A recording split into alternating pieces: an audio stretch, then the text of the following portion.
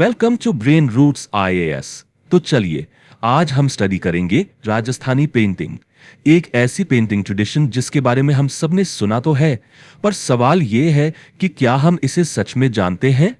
क्या सारी राजपूत पेंटिंग एक जैसी दिखती है? अगर ऐसा लगता है तो अगले कुछ मिनट्स एक रेवलेशन होने वाले हैं, क्योंकि सच्चाई इससे कहीं ज्यादा कॉम्प्लेक्स और इंटरेस्टिंग है। तो चलिए, इस सफर में हम एक्सप्लोर करते हैं कि कैसे राजस्थान की मिट्टी, वहाँ की रूह और वहाँ का स्पिरिट, इन सब ने मिलकर आर्ट के बिल्कुल अलग अलग वर्ल्ड्स क्रिएट किए। एक बात हमेशा याद रखिएगा, every school of art is a direct reflection of its environment and it's patronage. तो अपनी जर्नी शुरू करते हैं साउथ ईस्टर्न राजस्थान के हड़ौती रीजन से। इसे कहते हैं द सेंसरी किंगडम। और सेंसरी क्यों? क्योंकि यहाँ पर लैंडस्केप, जो जमीन है, वो सिर्फ एक बैकग्राउंड नहीं है, it actually becomes a living breathing character in the painting. अब हड़ौती में हमारा पहला स्टॉप है बूंदी। देखिए, बूंदी पेंटिंग्स को पोएट्री ऑन कैनवस भी कहते हैं। इन्हें the garden of Rajput art भी कहा जाता है, और ऐसा इसलिए क्योंकि यहाँ नेचर डिवोशन का एक भक्ति का फॉर्म ले लेता है। इसके कुछ बहुत ही डिस्टिंक्ट मार्कर्स हैं, चलिए देखते हैं। पहला, द रेड रिबन स्काई। ये एक बड़ा यूनिक फीचर है, जहां आपको होराइजन पर यानी क्षितिज पर लाल या सुनहरे रंग की एक पट्टी दिखेगी। दूसरा है बोटैनिकल प्रिसिजन, मतलब हर पत्ती, हर फूल इतनी केयर से पेंट किया जाता है कि आप बिलीव नहीं कर सकते। तीसरा, चीनी खाना। यह एक बहुत ही स्पेसिफिक टेक्निक है पानी पर सिल्वर रिपल्स पेंट करने की, जिससे उसमें एक शिमरिंग इफेक्ट आता है। और finally, human forms. Bundi school में जो चेहरे हैं वो राउंड होते हैं, with full jaw lines and sharp noses. इसको ध्यान में रखिएगा। अच्छा, अब बूंदी का ही एक ट्विन स्टेट ऑलमोस्ट उससे बिल्कुल जुड़ा हुआ था, कोटा। लेकिन आर्ट के मामले में जमीन आसमान का फर्क। कोटा पेंटिंग का एक ही ऑब्सेशन था, शिकार यानी द हंट। ऐसा क्यों था? इसके पीछे आते हैं कोटा के रूलर्स, खास करके महाराव उमेद सिंह, जो एनिमल हंटिंग के लिए फेमसली पैशनेट थे। तो उनके आर्टिस्ट ने क्या किया? उनके इस पैशन को कैनवस पर अमर कर दिया। उन्होंने एक स्पेशल स्टाइल डेवलप किया जिसे कहते हैं द पैनोरामिक जंगल व्यू। इसमें आर्टिस्ट एक इतना केओटिक, इतना इमर्सिव पर्सपेक्टिव क्रिएट करते हैं कि देखने वाले को फील होता है कि वो खुद जंगल के बीच में खड़ा है। यहाँ एलिगेंस से ज्यादा एनर्जी पर फोकस था। ब्रश वर्क बहुत विसरल है, फास्ट है, और हंट की उस रॉ इंटेंसिटी को कैप्चर करता है। तो देखा आपने, हाड़ौती रीजन हमें एक जबरदस्त कॉन्ट्रास्ट देता है। एक तरफ है बूंदी, पोएटिक, लश, जहां नेचर एक डिवोशन है, और दूसरी तरफ है कोटा, विसरल, वाइल्ड, जो हंट के एक्शन पैक्ड थ्रिल को कैप्चर करता है। One is all about elegance and precision, जबकि the other is all about raw energy and movement. Okay, Hadoti के इस सेंसरी वर्ल्ड से अब हम आगे बढ़ते हैं धुंधार रीजन की तरफ, यानी कि Jaipur, the capital of grand synthesis. अब यहाँ का आर्ट स्टाइल बिल्कुल बिल्कुल अलग है। सवाल है क्यों? क्योंकि जयपुर के जो कछवाहा रूलर्स थे वो मुगल कोर्ट के सबसे क्लोज एलाइज थे, और इसी वजह से उनकी आर्ट सबसे ज्यादा कॉस्मोपॉलिटन थी। अब कॉस्मोपॉलिटन का क्या मतलब है? एक ऐसी आर्ट जो अलग अलग कल्चर्स और आइडियाज से इन्फ्लुएंस होकर एक नया सोफिस्टिकेटेड ब्लेंड क्रिएट करती है। जयपुर आर्ट के स्केल को समझने के लिए एक शब्द जानना बहुत जरूरी है, सूरत खाना। ये बस किसी एक आर्टिस्ट का स्टूडियो नहीं था। No, a Surat Khana was a massive royal art factory. एक एटेलियर था जो लार्ज स्केल प्रोडक्शन के लिए डेडिकेटेड था, under the direct patronage of the maharajas. सोच कर देखिए, ये art on an industrial scale था। और जब मैं कहता हूं industrial scale, I literally mean it. एक सिंगल एपिक सीरीज के लिए, जैसे कि भागवत पुराना, 300 से भी ज्यादा पेंटिंग्स बनाई गई। Just imagine the ambition. ये जयपुर स्कूल के ग्रैंड विजन और उनके पास जो रिसोर्सेज थे उसको साफ साफ दिखाता है। जयपुर स्कूल का एक और बहुत ही यूनिक इनोवेशन था द लाइफ साइज पोर्ट्रेट। ये एक ऐसी चीज थी जो उससे पहले इंडियन आर्ट में उतनी कॉमन नहीं थी, and it shows a very clear European influence. Sahib Ram जैसे आर्टिस्ट ने रूलर्स के फुल स्केल पोर्ट्रेट्स बनाए, उनकी पावर और उनकी प्रेजेंस को कैप्चर करते हुए। काफी रेवोल्यूशनरी था ये उस टाइम के लिए।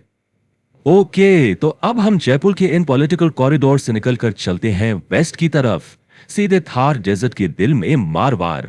यहाँ की आर्ट को डेजर्ट फ्लेम कहना बिल्कुल गलत नहीं होगा। It is bold, it is rhythmic and unapologetically vibrant, बिल्कुल उस लैंडस्केप की तरह। मारवाड़ में और स्पेसिफिकली जोधपुर में एक बहुत ही फैसिनेटिंग फेज आया जिसे कहते हैं द जोधपुर नाथ रेवोल्यूशन। ये क्या था? देखिए, ये आर्ट मूवमेंट महाराजा मन सिंह के पैट्रोनेज में शुरू हुआ। मन सिंह जो थे वो नाथ सेक्ट के एक डिवाउट फॉलोअर बन गए थे। और नाथ सेक्ट क्या है? ये एक मिस्टिकल शाइवाइट ट्रेडिशन है जो योगा और एसोटेरिक नॉलेज पर फोकस करती है। तो उनके इस स्पिरिचुअल बिलीफ ने जोधपुर की पेंटिंग को एक बिल्कुल ही नई, एक मिस्टिकल डायरेक्शन दे दी। तो इस नाथ रेवोल्यूशन का विजुअल लैंग्वेज कैसा था? चलिए इसको ब्रेक डाउन करते हैं। पहला, थीम्स बन गए एसोटेरिक। आर्टिस्ट सब सिर्फ कोर्ट सीन्स नहीं बना रहे थे, बल्कि origins of the universe, cosmic diagrams जैसे अनोखे सब्जेक्ट्स पेंट कर रहे थे। दूसरा, द बैकग्राउंड, ब्लेजिंग येलो और ऑरेंज कलर्स अचानक से डोमिनेट करने लगे, जैसे डेजर्ट की गर्मी को रिफ्लेक्ट कर रहे हों। तीसरा, द टर्बन्स, लंबी फ्लैम्बॉयंट पगड़ियां जिन्हें खुलादार कहते हैं, वो एक पहचान बन गई। और सबसे इंपॉर्टेंट, द आईज, आंखें फियर्स हैं, अपटर्न्ड हैं, जो एक ऑलमोस्ट डिवाइन, एक अदरवर्ल्डली लुक देती हैं। अच्छा, अब मारवाड़ के अंदर ही एक और किंगडम था, बीकानेर।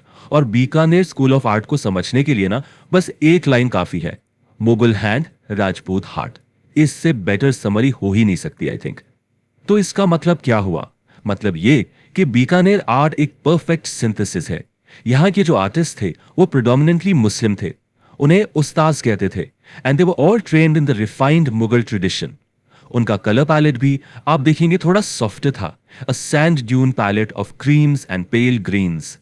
लेकिन इस रिफाइंड मुगल टेक्निक का इस्तेमाल वो किस लिए करते थे?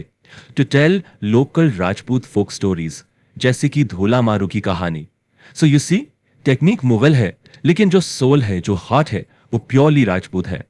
तो अब तक हमने राजस्थान के अलग अलग रीजन्स की यात्रा की है और हर जगह हमें एक अलग आर्टिस्टिक डीएनए मिला। तो चलिए अब इन सब स्टाइल्स का एक मैप बनाते हैं ताकि इनकी डिस्टिंक्ट विजुअल आइडेंटिटीज हमें बिल्कुल क्लियर हो जाएं। तो एक क्विक रिकैप करते हैं। बूंदी का प्राइमरी हॉलमार्क क्या है? द रेड रिबन स्काई और वहां का लश वेट नेचर।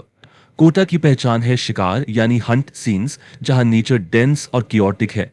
जयपुर वो स्टैंड आउट करता है अपने लार्ज फॉर्मेट्स और गोल्ड के यूज के लिए with a very manicured Kotli depiction of nature.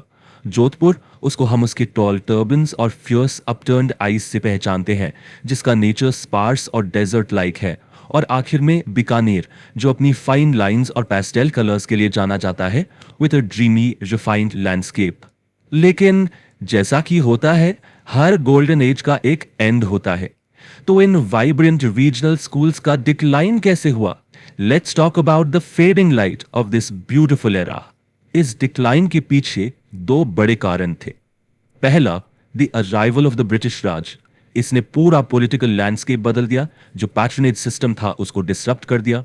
और दूसरा, एक टेक्नोलॉजी का इन्वेंशन, फोटोग्राफी।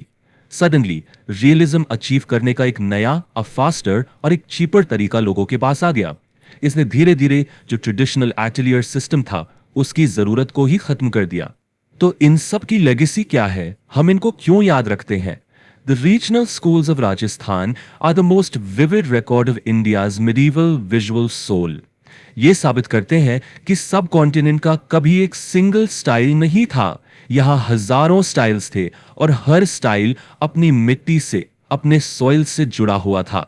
तो मैं आप सबको एक आखिरी प्रोवोकेटिव थॉट के साथ छोड़ रहा हूं। How much of art is the artist and how much is the world they inhabit? सोचिएगा जरूर। कोटा के जंगल से लेकर बीकानेर की रेत तक आर्ट हमेशा अपने एनवायरनमेंट की ही तो कहानी कहती है। If you found this lecture helpful, like, share and subscribe to the channel.